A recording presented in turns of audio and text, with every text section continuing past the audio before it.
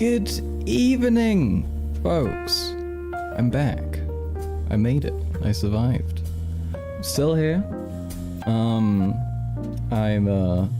pretty sleepy right now, but I'm hoping I'm gonna become less sleepy as we go on. That's the plan. Good evening, McBidens. How you doing?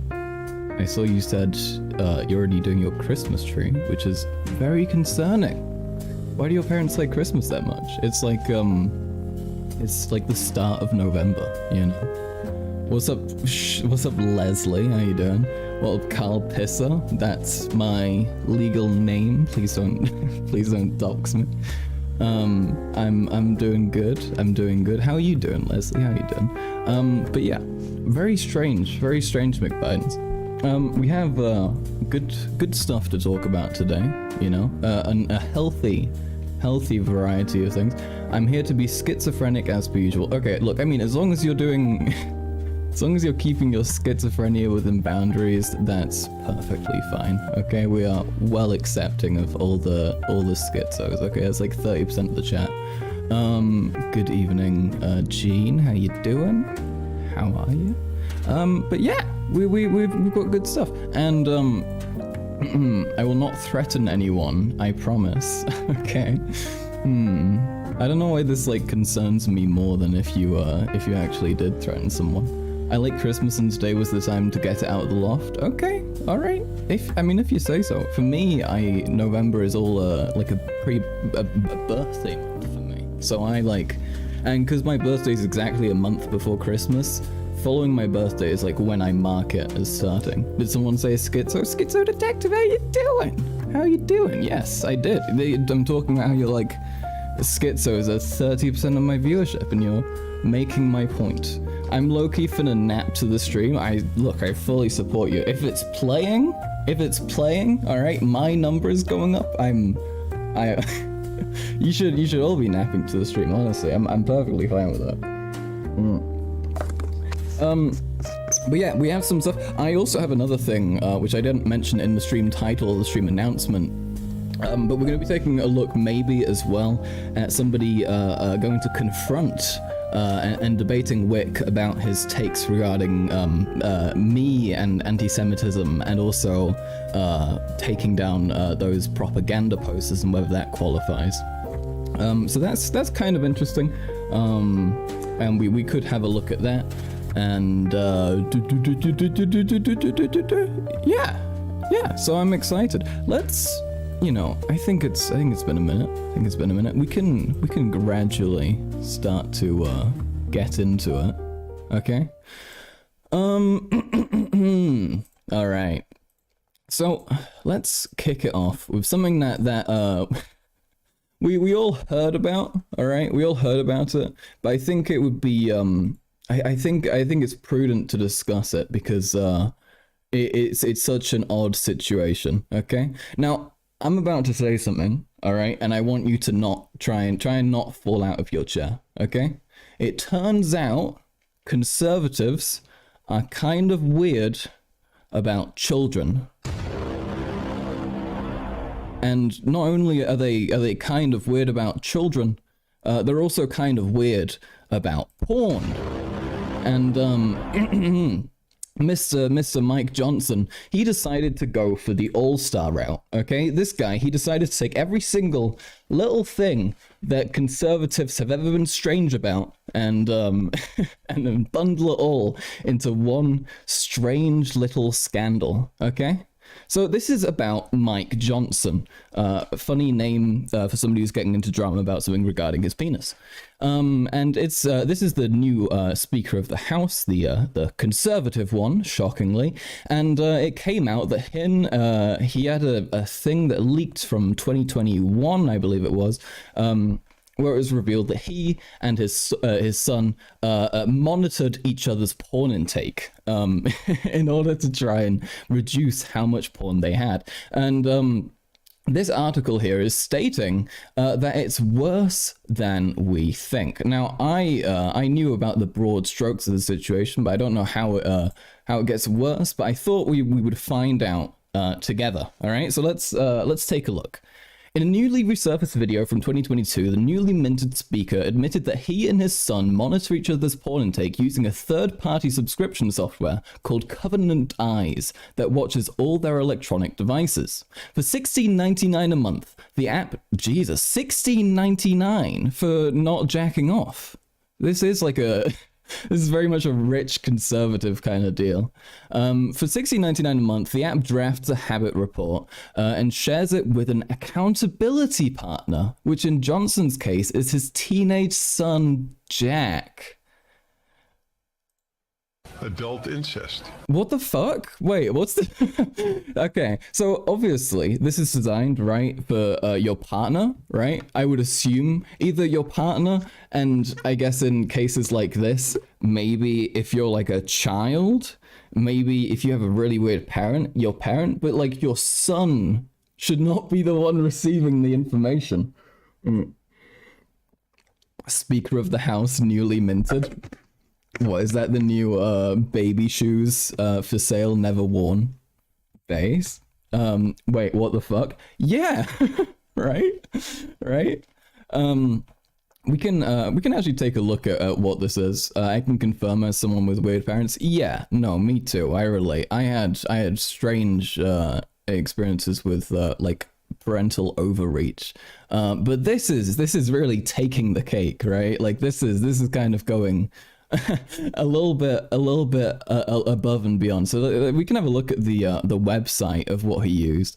Struggling to quit porn. You're not alone. Okay, I mean that's fine. Okay, people abuse things sometimes. Sometimes people get stuck doing things. I'm a man who wants to quit porn. I'm a woman. Okay, no, if you're non-binary, you gotta stay a porn addict. Okay, you just gotta do it.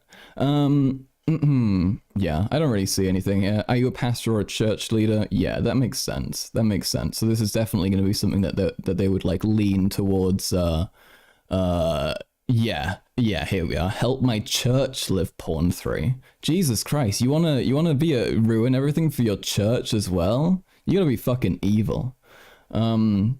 It's actually so fucking over for Logan in that case. Yeah, Logan's a Kuma for life, alright? They've got there's no chance at retribution there. They'll never come out of that. But yeah, so that's pretty concerning. Wait, we should need to continue going. I didn't actually finish reading this. What it does real simply is it has an algorithm and a software. It's way above my head how it works, but it scans, you obviously opt into it, but it scans all the activity on your phone or your devices, your laptop, what have you. We do all of it. Then it sends a report to your accountability partner. Oh shit, so his son apparently was 17 at the time, and we don't really know how long it's been going. Could be going since he was 16, so it could have been his 16-year-old son was receiving detailed, uncomfortably detailed levels of information about his dad's jacking off habits, which is, I guess this is even slightly worse than I expected. Not that it could really get any worse, you know? Not that it could, like, they're really kind of pushing the envelope already for terribleness. But I guess they did it. All right, concerning, to say the least, McBiden, to say the least. I think the each other part is the strangest part. Like, it overreaches one thing, but seeing your father's porn intake would be traumatizing. Yeah, right? I wonder if that's like part of the point. I wonder if he recognizes like how like weird and fucked up and like uncomfortable that would be. But I'm also like unsure, because it seems like he feels very benign about it. So it's a really fucking, it's just a really weird situation. It's just really odd. But yeah, so I basically, it turns out, folks, conservatives are very strange and not actually normal people, especially with children. So there you are. mind blown, I'm sure. Wacky people, yeah, to say the least, right? To say the least. So we can keep on going. So Trump's trial is continuing to circle the drain for him. He's becoming more and more aware that shit is just not really working out for him. And it's kind of funny. It's so funny to the point that a New York DA apparently broke into laughter during his fucking testimony, which is pretty great.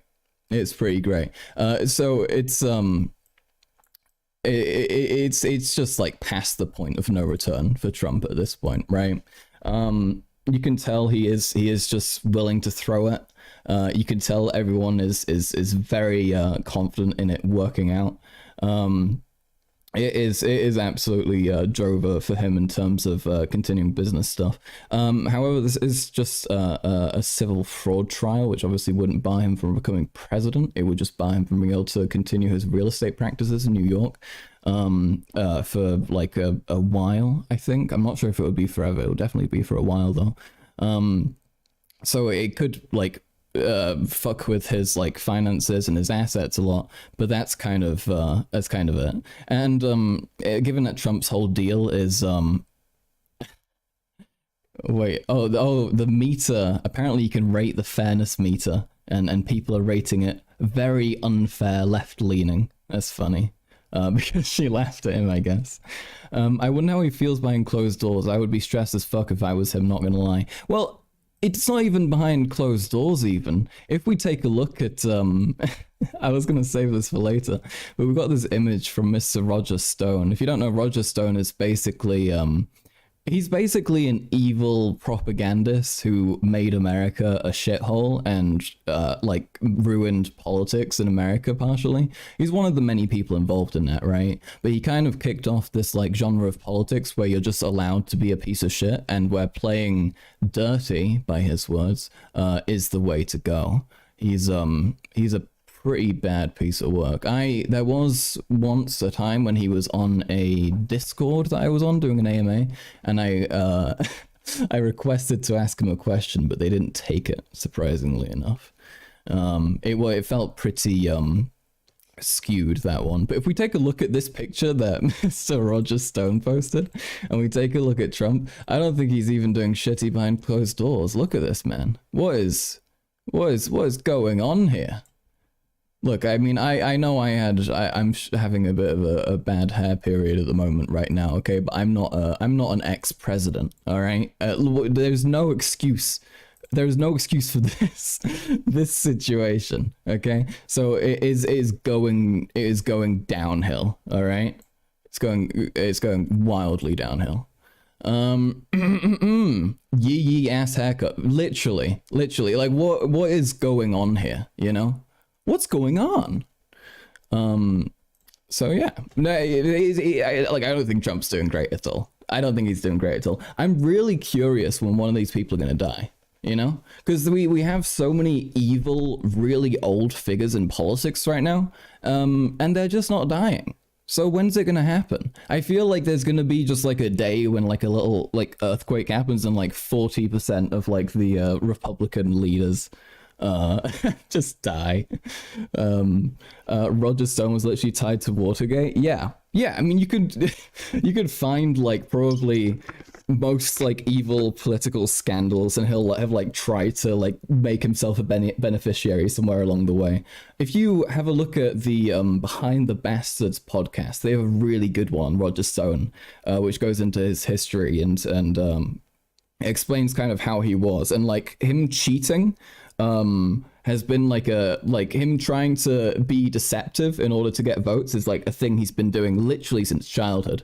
He talks about how one of his earliest childhood memories was when he went around, I think he was talking about like the Nixon election or something, and he said how he, like, during the Nixon election he went around telling all the kids that Nixon was going to ban recess, and that's why they should get their parents to not vote for Richard Nixon, and he made his school anti-Nixon by doing that, and he marks that as one of his like great political achievements.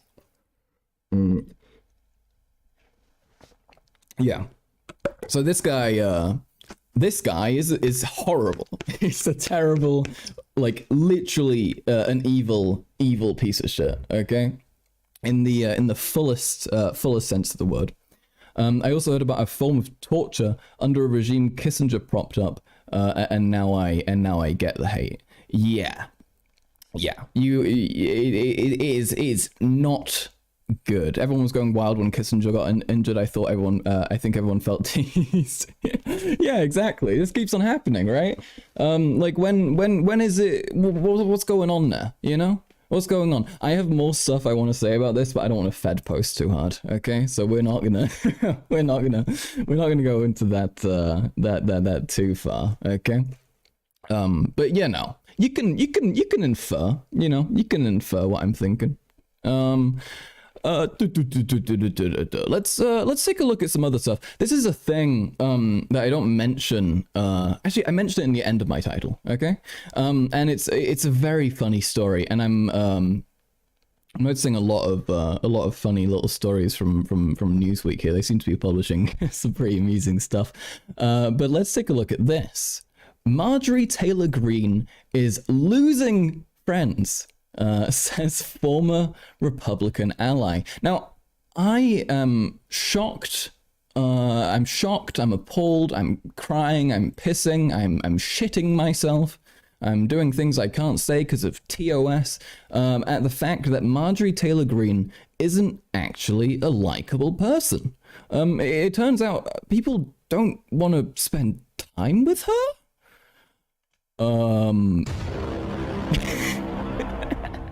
Sorry, I need to make use of my other my other ones. I find it funny. Hi Max, when is the ACAB Enjoyer debate? The ACAB Enjoyer debate is going to be in 2 days on Thursday in the evening. It's going to be at 10:30 you and my time. Okay, that's 10:30 CET for anyone who wants to translate that into a different one. That's 4:30 EST. Okay. Oh, I have something you must say. Look, yeah, if you folks have anything you want to show me from ACAB Enjoyer that you want me to confront them about, send it to me, and we'll be talking about it, and I'll lay into them for you. Okay, don't worry, it'll be fun.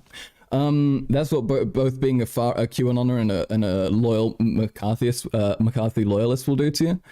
Kind of alienating for all wings of the GOP. Yeah, and especially because she kind of put all her stock into this like section of the voter base who's been like repeatedly proven to be the worst and like incredibly unreliable, and like an increasingly thinning group as well. I believe. Like I think I don't know if this is true. This is more just my impression. My impression is often accurate, but it might not be. But I get the impression that there are increasingly less super crazy people, and that being super insane and super angry is no longer as acceptable. I think this is because COVID regulations have loosened up. I think it's because people are less fearful. I think it's because people feel less trapped and controlled, and therefore they're kind of chilling on being insane about stuff. That's my theory, though, but I feel like it's reasonably accurate. So it's just not sustainable, right? Like you just can't pick like that group of people to constantly cater to and expect it to last for more than however long it takes till those people burn out, you know? Because that is a group that will burn out as well. You know, when you have, this is also the issue of like hardcore, like really radical groups, right? Is that most people, they don't have the energy to be radical, you know? They don't have the energy to like care that much, you know? So if you base all of your politics around being like, yeah, we need to do this and this needs to change or else I'm gonna kill myself in front of the White House, you know? That's not going to work for a lot of people, you know, like maybe somebody will believe it. Maybe somebody will be like, fuck yeah. But then like 2 months down the line, they'll have calmed down and they'll realize maybe that's a bit excessive. Right. And that's how it goes for most people. Right. I will DM it to you on Twitter. Just a heads up though. This is bad. I'd be surprised if it's something I haven't seen yet. I'd be very surprised.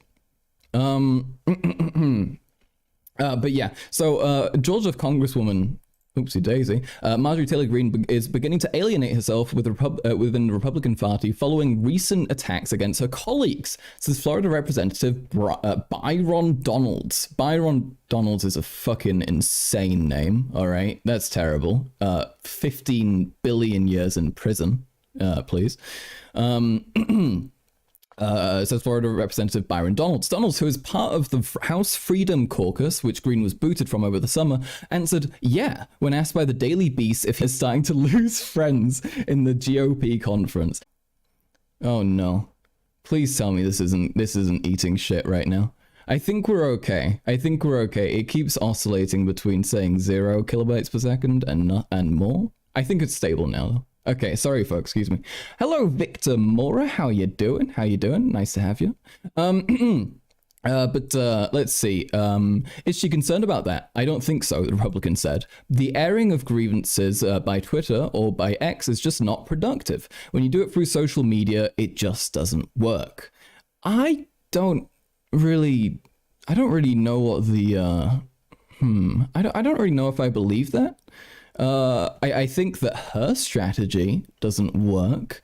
I don't really know. I feel like her airing grievances on Twitter isn't something that she does in order to try and actually change things.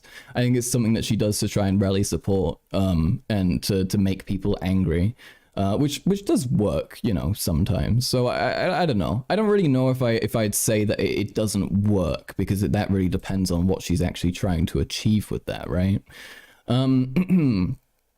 Previously, Green could rely on her allyship with former Speaker Kevin McCarthy and closeness to former President Donald Trump to maintain influence in the House. However, following Green getting removed from the Freedom Caucus, McCarthy is ousting on October 4th, and her continued attacks on her fellow House Republicans, it suggested that the MAGA Congresswoman is not the dominant force that she used to be. Let's fucking go, dude. That's great. That's great. You love to see it. I've been saying this for a minute as well, right? Like I know that stuff is spooky and it's scary and people are insane, but it's just not something that you can really make last, you know?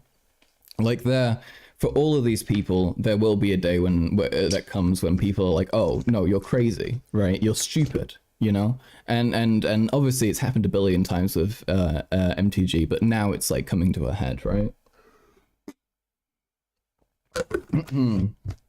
MTG literally ran unopposed in her election and still only got 75% of the vote. That's so funny.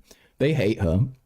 And I can imagine as well, like why as well, you know? Like, with all of these sorts of like organizations, you know, like governments and stuff, it feels like a silly way to view it, but I feel like it is just kind of like, I don't know, it's like anything where you have a bunch of people who have to attend, you know, it's like a like a high school or a university or something, and I can just imagine how everyone feels about her, you know? I can just imagine like I don't know. I feel like if you're in Congress and you like just and you see like Marjorie Taylor Greene enter the room, you can see everyone just kind of like sighing for a moment. Just, oh fuck, she's back, you know.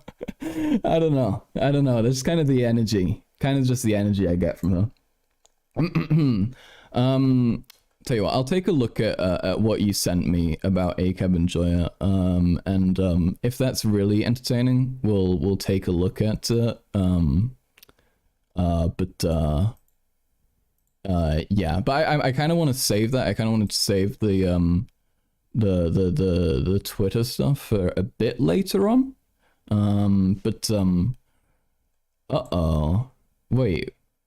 This is ACAB's bestie. I mean, I'm not gonna do anything off besties, you know. I'm not gonna. You can't show me something, where like the issue is that they're associated with someone. I'm not gonna go for that, you know. Like I get it, you know. I get it, but that's not, you know.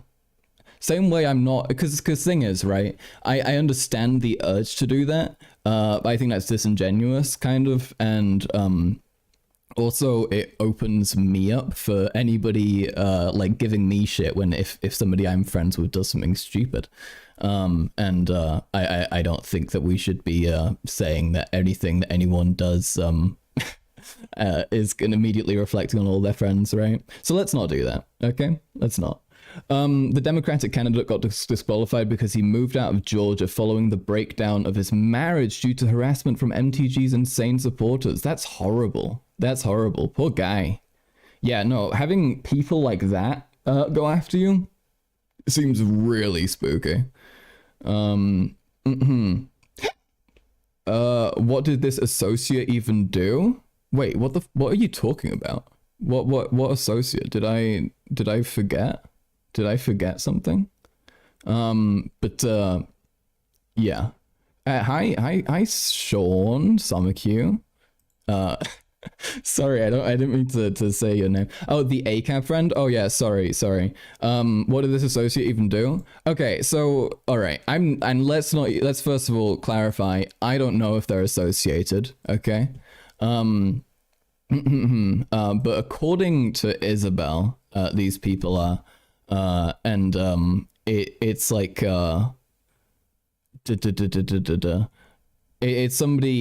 it's somebody saying really gross shit about saying that somebody likes the sexual abuse that happened to them. Let's not look at that. I don't think we need to be making everyone look at something horrible. Yeah, it's just somebody being awful though. The Insta docs. No, we're not gonna dox someone, okay? We're not doxing anybody. All right, we're not going to do any of that. We will get into the drama, okay? We will get into the drama. We will talk about it, and I will be elaborating on my thoughts and my plan for the debate. But for now, we need to get through the rest of this, okay? So, but it is we got plenty to go off. You know, we got more than enough. All right, I assure you, we do not need to be reaching back onto anything onto anything anything like that, okay? I assure you. What do I mean in the title with Magic the Gathering has no friends? I'm making fun of nerds. No, it's MTG, Sean. It's Marjorie Taylor Greene. All right, it's the evil white woman in America. All right, you don't need to know. She's not good though. Ask ACAB if they still hate me. No. I get what I get it, but if you look, there'll probably be a Q&A bit that they want to do. You can go on and do it then, okay? But I can't ask them if they still hate everybody. Okay, but let's take a look at this, okay? And it's it's kind of a bit of a funny situation. Poor Donald, Mr. Trump, he's under so much pressure. He's under so much aggravation and grief from the deep state going after him as much as they are. He forgot what years he was president while on the stand in his New York trial. Now this is this is some pretty funny shit. All right, this is some pretty great stuff. So Donald Trump forgot what years he served as president while on the stand in his New York fraud trial Monday. He claimed at one point that he did not pay attention to the company's financial statements in 2021 due to his busy schedule as commander-in-chief, despite the fact that he left office in January. I was so busy in the White House, focusing on Russia and China and keeping our country safe, Trump said of his duties that year. The discrepancy was immediately pointed out by state lawyer Kevin Wallace. And to refresh your recollection, you were not president in 2021? He asked. No, I wasn't, Trump replied. Oh wait, here comes the Trump impression. Look, that's what you're here for, okay? You're here for the perfect voice. Why is he so feminized in my impression? People keep on saying this, okay? People keep on saying this, and I ask you this: what do you have against slightly femme Trump? Okay, All right, what's wrong with that? Okay, it's not his fault. Okay, he can't control it. You want Trump, you want feminine Trump to fix his voice, to do like voice training? Leave him alone, okay? All right? Fuck you. Fuck you. Estrogen could have saved her, or fucking or testosterone. I mean, depending on the reason why Trump is struggling with his voice. But anyway, don't worry. I'm not going to disparage trans people like that. Don't worry. Drop the weird drawl and keep the nasal, high-pitched nasality. Okay, fuck you. Okay, it's perfect. All right, it's perfect. It's beautiful.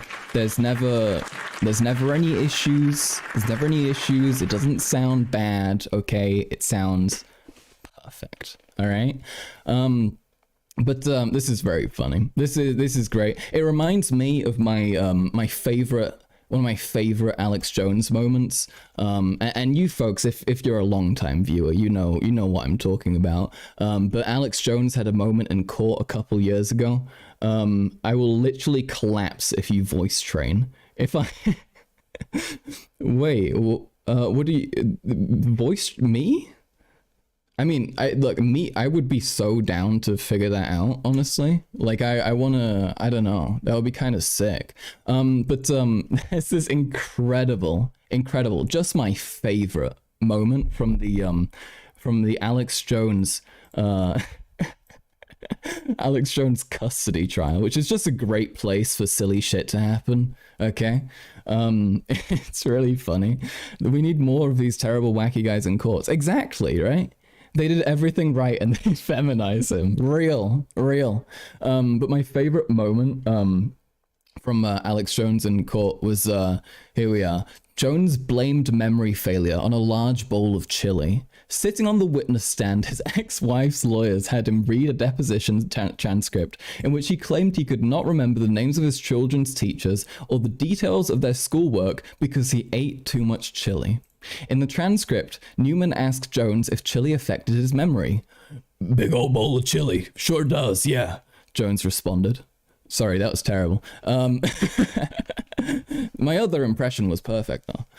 But it's so good. I love these. There's other great moments from this where he blames George Soros for weed being stronger. He said he smokes weed roughly once a year to monitor its strength, and he finds pot too strong nowadays and blames billionaire George Soros, which is pretty funny. So full of chili. Why are you saying it like that? This is a concerning way. Smoking on that loud AF Soros pack? Fuck yeah, dude. Based? Where can I obtain this mind control marijuana? I don't know. Look, to be fair though, there is a point to that, right? Weed has become, in places, hold on. In places where you have like weed being legal and relatively like low regulated, you can have people like making synthetic weed, which is like absurdly strong, right? Which one is it? THCP, I want to say. THCP is a type of THC. It's like modified, and it's 33 times more powerful than regular THC. You know, and like. You know, I just like I mean I don't think it's like George Soros' fault, but I do think there might be some truth to being like, hey, this is maybe this isn't like a good idea, you know? Like 30 times stronger is kind of fucked, right? So I think there is definitely some validity to that concern. But obviously, shockingly, it's not actually because of George Soros. Synthetic weed is really bad in my experience. I would love to try. I mean, I'm in Germany, so whenever I smoke weed, it's just like whatever street weed I can find, and like you don't get anything I mean, you just get like regular stuff, you know. Like if you got like a good guy, the quality's like fine. Clip that. No, in Minecraft. But yeah, no, it's you know.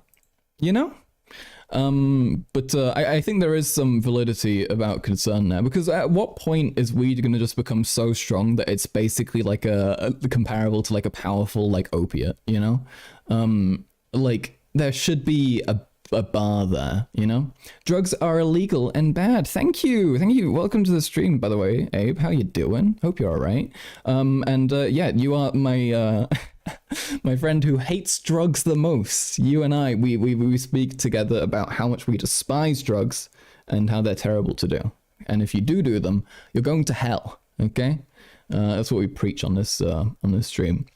I'm all for legalizing drugs, but that needs to become regulated so it doesn't become too dangerous. Yeah, that's a really interesting thing to me, right? Because I've held that position as well. But I think it's tough because you need to make it hard to access still, you know? Welcome back, McBiden's. Because, for example, right? We take a look at menthol cigarettes, okay? Menthol cigarettes. It's a type of cigarette which tastes nice. It tastes like mint, and they used to be quite common, and they became illegal in the EU. Okay, EU menthol cigarette ban. Okay, and this happened in May 2020. Okay, and this massively decrease the rate of people smoking menthol cigarettes, and also it did take a hit on the actual amount of people smoking, and that isn't a bad thing, right? But how do we make it so that we have it in a way that they are hard enough to get to, that the rate still stays low, but also accessible enough that if somebody does want it, they don't go through criminal means to attain it, you know? So what's the balance there, you know? How do we make that work in a way that isn't terrible, you know? Like, what if you legalize heroin and it's really easy to get? You know, that would be awful. That would be terrible. It'd be a humanitarian disaster, right? So you got to figure out how to play that, and it's a tough issue. I personally, I don't really know how I would want to do that. I guess like I like how Canada, I think it's in Canada, or it might be a state in America actually. And you know what? I think it's Colorado. Okay, in Colorado they legalized mushrooms. Okay, they legalized psychedelic mushrooms under the basis that if you do it, you need to do it at a center with a therapist for the first time. And then like following that, I think you can take it alone, but you need to have like walked through it and like done it and been taken care of by a professional. And for something that is as strong and as potent as a psychedelic, I think that can be kind of okay. I mean, the heroin crisis was exacerbated when Thatcher cracked down on prescription heroin for addicts. That's interesting. Yeah, I mean, if you have it on like a prescription basis or something, right? Then that could that could work, right? I mean, I've spoken about this before. You can't just like quit drugs, you know. If you're like addicted, especially if you're addicted to something like heroin, quitting can kill you. And if you're somebody who's in such mental anguish that you're willing to regularly consume drugs anyway in order to escape that, the drugs probably aren't the problem, you know. And taking drugs away from someone and making them exist in that anguish constantly just feels horrible, you know? It feels horrible. So I feel like you should have a way for them to be somewhat there, somewhat accessible for people who really need them, and feel they really need them and are going to go after them anyway. And also a way to prevent people from falling into addiction super easily. I guess you need like a two-pronged approach. You know, you need to give make it accessible in a way, and also give like a hefty amount of education on it. You know, Portugal's approach seems reasonable. What, with just decriminalization? Does that mean that people can actually buy drugs though? Doesn't that just mean that there will be like people just selling drugs who then just won't be like? Actually, wait, isn't selling drugs still criminalized? Let's see. Wait, Portugal drug regulations. Let's take a look. Let's explore this for a second. Okay, so Portugal signed all the UN conventions on narcotics and psychotropics to date. With the 2001 decriminalization bill, the consumer is now regarded as a patient and not a criminal. Yeah, so if you sell drugs naturally, you are being a criminal. Acquisition is not illegal though, so you can buy drugs legally, but I assume selling drugs it isn't. But this still allows there to be a way for criminal enterprises to make money off it, which is kind of a concern, like with drugs, right?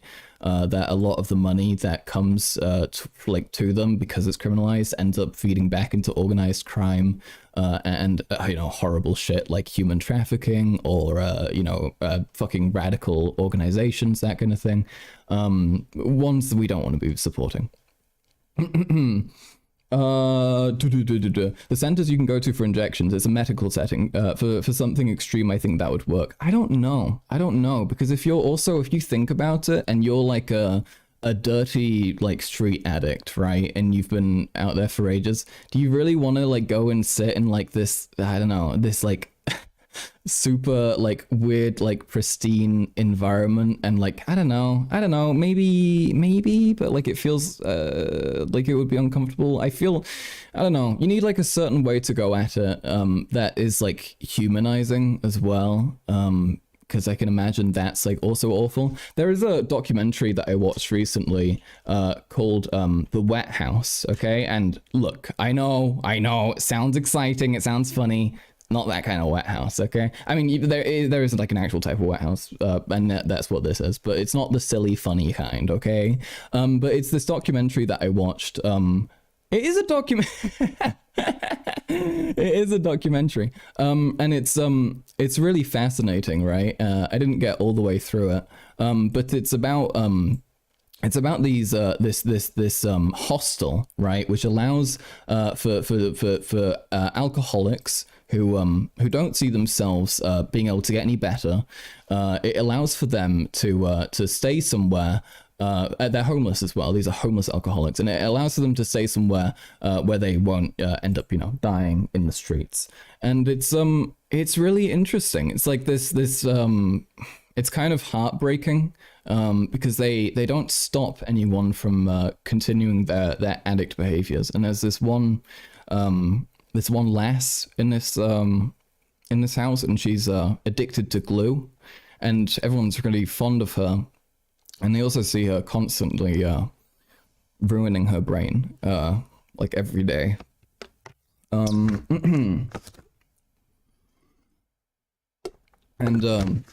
yeah, it's really depressing. There's this one scene and it's quite interesting. The lady who makes it, she interviews this fella, and this is a former UN chief, and she asks him about what the thing that clearly has fucked him up and left him traumatized and an alcoholic, and that's if he killed anybody. And there's a really harrowing, depressing scene here. My favorite documentary is Gummo, a great documentary about rural Ohio. Gummo's really good. I really enjoyed Gummo. Gummo is does that qualify as a documentary? Gummo is an indie film. Well, I would describe it as an indie film. I think you can view it as a sort of documentary. It's that's a joke. I'm so sorry. You can. It is a really interesting perspective on it though. We can hold on. Let's pull up Gummo for a second. Gummo is a film by the indie filmmaker who's kind of like very relevant in like the skate scene called Harmony Korine. And it's really interesting because he has this really fascinating style of filmmaking, which which doesn't necessarily follow a very clear narrative, but it's still there is still one there. So it feels like an interesting like film abstract art piece kind of deal. And I can't play this because there's definitely TOS shit in here. But it's really interesting. It's very interesting filmmaking. Sorry. Yes. Now you distracted me, making me autistic about films. Yeah, but the focus on trying to reduce demand by having a clean place where they can try to get clean needles, etc. Yeah, I feel like you probably just need it to be, I don't know, like a specific location. I don't know. I feel like being an addict and being able, like having to walk in front of like a million just regular sick people and be like, I'm gonna go and get my heroin would be like really painfully, I don't know. I feel like it would be humiliating.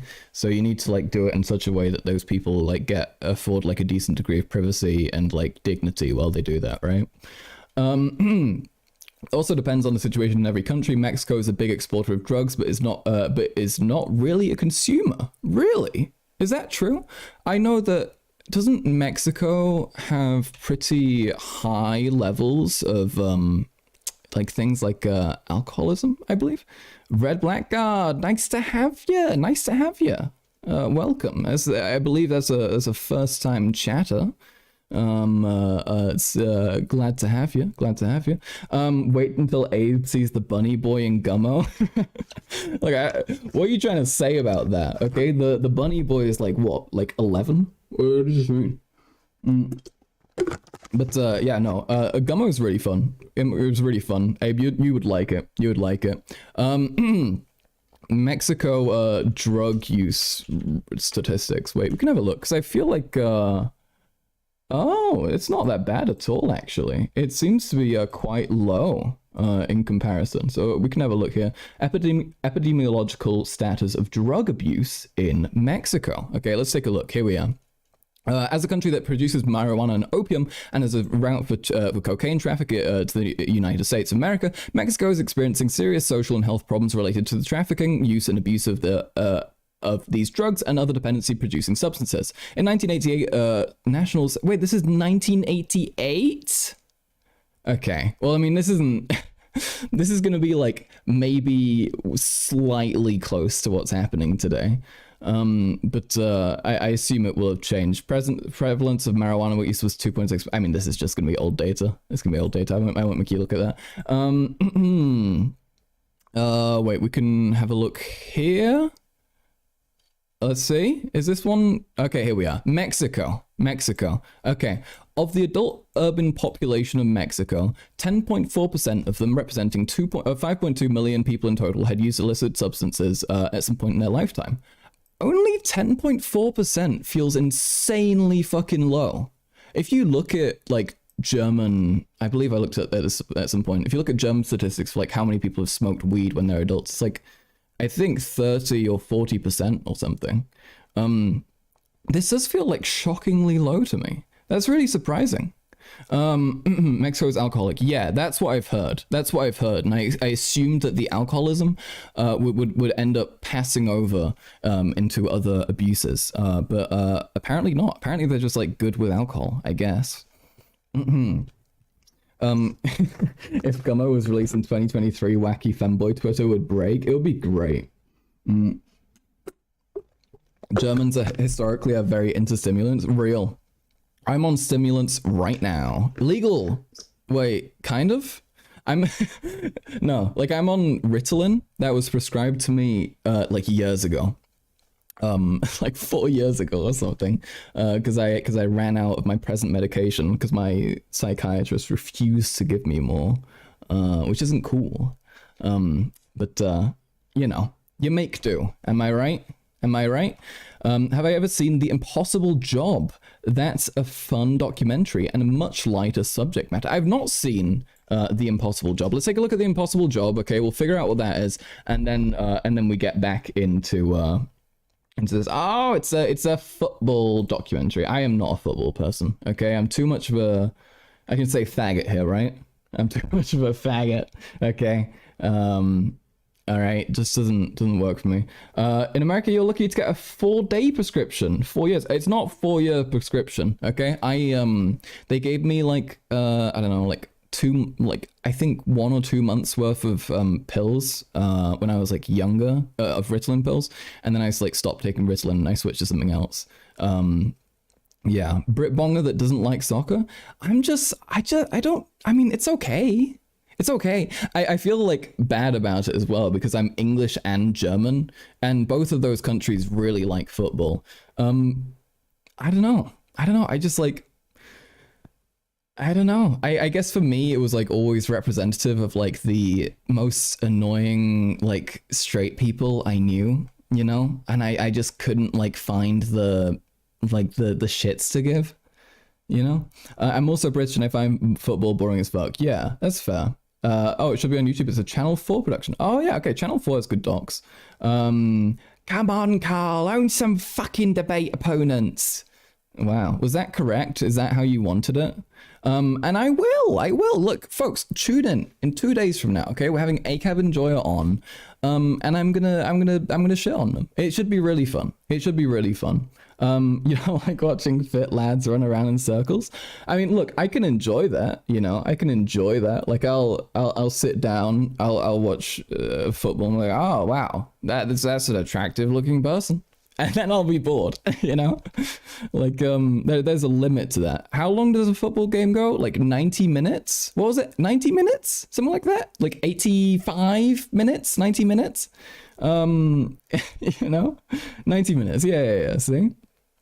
I know stuff so well. But I just, my only like thought for football is like, if people ask me which team I support, if it's Germany, I say Dortmund, because people don't like Dortmund because they're the team that Bayern hates most, and people are so annoying about the Bayern team. Okay, the Bayern team is the Bavarian one, and they are just like the worst, and they hate people who support the Dortmund team. So I always said I support Dortmund, and for England I say I support Leeds because I'm from fucking North Yorkshire, and that's like the closest team to me, and that's the one my dad grew up in Leeds and stuff. So,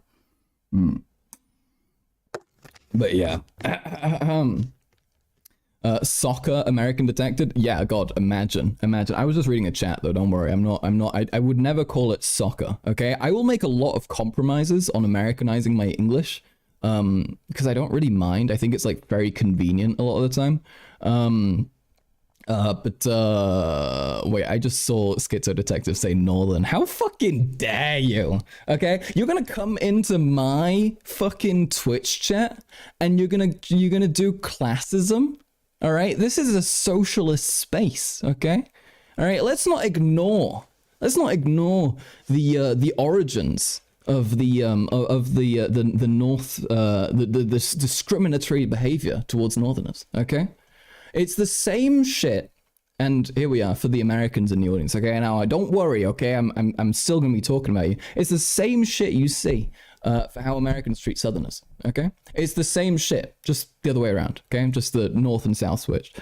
It's YouTube, dumbass. What did I say something about it not being YouTube? Am I retarded? Fucking like it's about classism. It's about first of all where like the agricultural jobs are. Oh, Twitch. Oh, okay. Well, I'm retarded. But it's about where the fucking agricultural jobs are. Okay, it's about where the fucking money is. It's about where the education thusly is. And that's what kind of creates that. Okay, so if you give me shit for being Northern, you are basically Hitler. All right. Thank you. All Northerners are okay, all right. The Northerners are based. The Northerners are. I don't know. Actually, I don't know what the like political leanings are, because obviously, if you are more agricultural, less educated, you're gonna end up being more isolationist, less aware of the benefits of having other people there, and so on. Wait, McBiden's is Scottish. How do you not know McBiden is Scottish? It's in their fucking, it's in his fucking bio. It's like one of the first things, and also like the stuff he says. Okay, anyway, sorry folks, we're getting sidetracked here. Okay, it's a big old sidetrack moment. All right, we need to get back to it. All right, Midlands, anywhere else in England? Wait, doesn't Midlands include like awful places? I don't know. Okay, anyway. Let's keep going, okay? Let's keep going. We have another story here to look at, okay? And speaking of Hitler, all right, we have brown Hitler, okay? We have Mr. Indian Hitler, okay? Mr. Vivek Ramaswamy, and he in this interview he gets confronted about what he would do with Putin, and he gets asked a very direct question.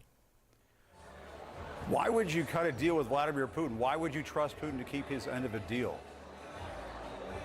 I don't trust Putin, but I trust Putin to follow his self-interest, just as he can trust us to follow ours. Actually, you know what? I don't like this guy. Never mind. We're not reacting to this. He annoys me so fucking much, dude. He annoys me so much. He just has like, I don't know. He has the worst energy. He has the worst energy. He just annoys me.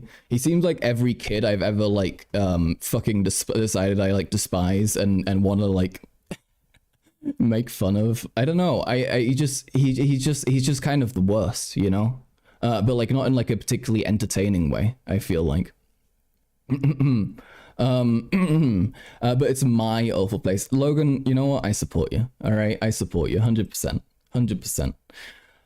Ooh, what do we look at next? Okay, look, we'll take. I'm gonna not go into all the giga depressing news, because that makes me sad. Okay, but we will take a look at this. All right, hold on. It could be a chain. McBiden, do you do chain blocks? I don't see the point in doing chain blocks. I feel like that's it's like such an angry thing to do, you know? Like 90% of the time. Unless it's like an insane tweet, like literally like an insane one. I feel like most of the time chain blocks are kind of hard to justify.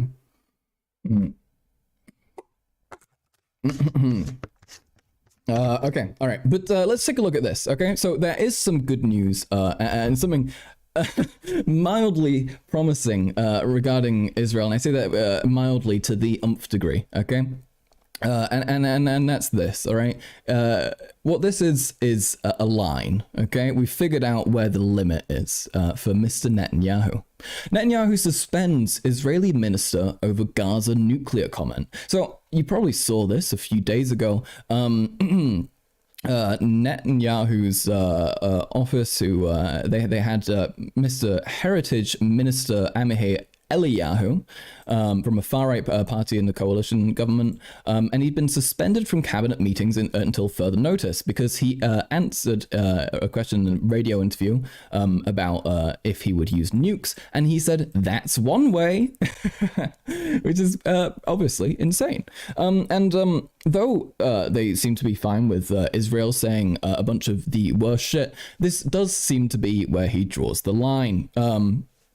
Which I guess is good. I guess he realizes that this is something they can't justify. So fucking thank God. But they also lie here, of course. They say Eliyahu's statements are not based in reality. Israel and the IDF are operating in accordance with the highest standards of international law to avoid harming innocents. We will continue to do so until our victory. Which is kind of a wild and crazy thing to say when they did just hit 10,000 deaths in Palestine, or in Gaza rather. So it's obviously it's absurd. They're lying, but at least they won't nuke them. So, you know, there's a mild piece of slight hope, I guess, in some way. Yeah, not good, but at least they won't nuke anybody. At least nuke anybody. The lowest of bars. Truly. But I don't know. isn't that kind of a relief to a degree? I mean, I don't know. Like, I know it's, I know for like a 99.9% chance it's not gonna happen, but there is still that slither, you know. So seeing this, is kind of good at least. We have, speaking further about Israel's lies, we have this, which is pretty interesting. Special Envoy David Satterfield said on Saturday that US officials had not been told that Hamas is blocking or diverting humanitarian aid flowing into the Gaza Strip amid shortages of food, medicine, and fuel. So this is a lie that's been perpetuated by a number of Zionists, and I also believe by the Israeli government themselves, where they claim that if you do send anything in any humanitarian aid, and it's just going to be immediately seized by Hamas and misused and misappropriated. That appears to not be the case. So we aren't entirely sure, but this is something that they would fucking almost definitely know about, right? Like, if the US government had any way to find more reasons to support Israel, I think they absolutely would fucking try and like locate them. So if they themselves are saying that this isn't the case, I do think that's a pretty promising thing. So this is good. All right, there is and it's good to know that the Palestinians are receiving help, you know, past it just being good to be able to debunk what people say about this. But it's concerning it took this long to get to the point where people are like, let's give them humanitarian aid. There won't be any, it'll be okay, you know? Or the fact that people would be like willing to not give them humanitarian aid if there were any examples of Hamas taking advantage of that. But yeah, so that's pretty fun. All right, and now we have our final news story. Okay, before we get into the old drama section, which is gonna be fun to talk about. But we have a final news story, and that's yet another thing that we've got mentioned in the title of the stream, I believe, if I'm recalling correctly. I might not be. No, actually, I'm not. I didn't remember. I didn't put this in the title, but I put this in the stream announcement. Okay, and this is about the UK cracking down even further on free speech, not as if they haven't already, but even further so in a way that's really fucking concerning. Okay, take a look at this. Revealed plan to brand anyone undermining UK as extremist. Government officials have drawn up deeply controversial proposals to broaden the definition of extremism to include anyone who, quote, undermines the country's institutions and its values, according to documents seen by The Observer. The new definition, prepared by civil servants working for the cabinet minister Michael Gove, is fiercely opposed by a cohort of officials who fear legitimate groups and individuals will be branded as extremists. And this is anyone who undermines the country's institutions and its values, which you couldn't really get any more clearly, like, authoritarian, anti, freedom of speech than that. They will be happy, clearly, to crack down on literally political dissent of any kind. It seems like they want to be able to mark people down as extremists even when they're not, and the consequences of this could be catastrophic, especially when here we are. Last week, the Home Secretary, Suella Braverman, described pro-Palestinian demonstrations in London as hate marches, prompting dismay from many participants who consider themselves peace campaigners. So this is a massive risk, right? It's a massive risk, and it's hard to say how this will go.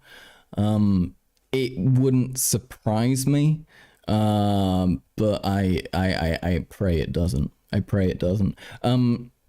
I'm curious about all that. I'm curious about all that. Also because the defamation laws in England seem to be more usable, like easier to employ to fuck someone over with than the ones here. I am also concerned about what that entails for me talking shit about people online. Like, I hope I can, if I continue to do this and I continue to, you know, criticize people, I don't have to worry about that too much. But it's gonna be interesting. Okay, folks, we have made it. We made it to the end of this little segment. All right, we survived. And now, all right. Now we get to have a little fun. All right, we get to go into the good stuff. So hold on. Awoosh. Is this being a bitch? This is being a bitch. I'm trying to. You ever do something in Task Manager and it like tries to escape you? You know, it like tries to like run away. Insane. Okay. Anyway, so we made it through, folks. We made it through, and now, all right, now is the time when we have to talk about some Twitter drama. Okay, we have to talk about some arguments on the internet. All right. First of all right, let's talk about this. Okay, so I had a debate scheduled. All right, and this was a fun little debate, which I was kind of looking forward to. It was kind of you know, I was very split on this, okay? And that was because I had announced that I was debating the Yankee Tanky on Thursday, okay? And I was excited for this for obviously content reasons. And unfortunately, it ended up not panning out, okay? So he's rescheduled, or he's requested a reschedule. Because he had work-related complications. He said he just got a call back from a job, and as much as I don't like him, I don't want to see him debate me homelessly again. So that's probably for the better. But yeah, so we were going to host this on the ACAB Enjoyer Discord for a minute, and I've since changed my mind about that for a variety of reasons. Yankee Tanky complained. That's part of it. I also kind of just don't. I wanna be having this in my own space. I don't want to be. I'm not going to be contributing to some Twitter Tanky's Discord popularity, unfortunately. I mean, only insofar as I'll go on there to debate other people there. Yeah.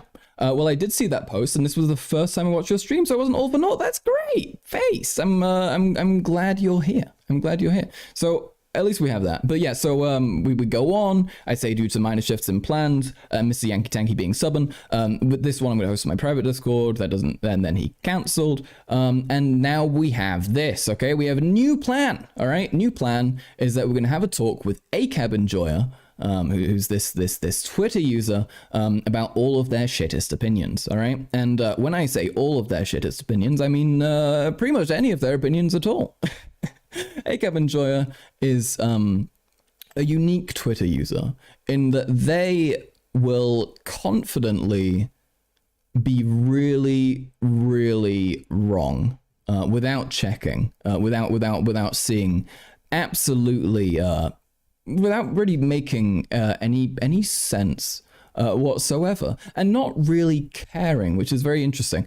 To me, it feels like I can't tell if it's stupidity or genuine intentional anti-intellectualism, because that is something that you see from like fasci types and people who are okay like with having like fascists around them, which ACAB Enjoyer clearly is with the people who they surround themselves with.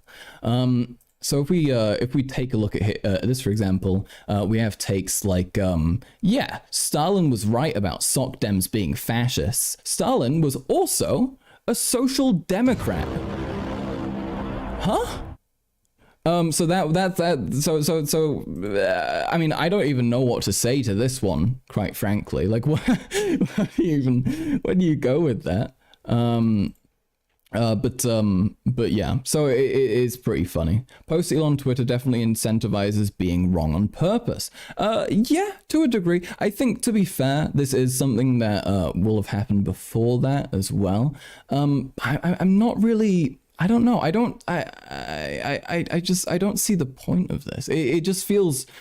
I would be really humiliated.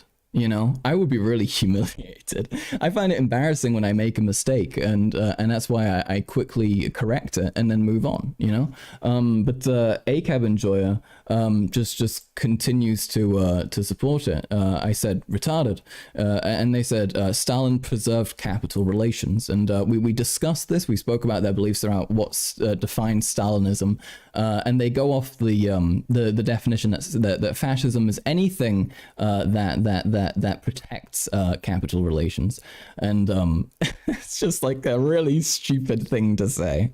It's just really fucking stupid. Okay, I mean, among the billion reasons that it's stupid, it's borderline Nazi apologia. Okay, when you say a Nazi is just as bad and equally terrible as any other person who just says that they want to fucking kill all the Jews because they think that they're like worse than them, and you think that somebody's equally bad because they believe in like fucking like, I don't know, like a representative democracy and like having capitalism, like come on, you know, like get a fucking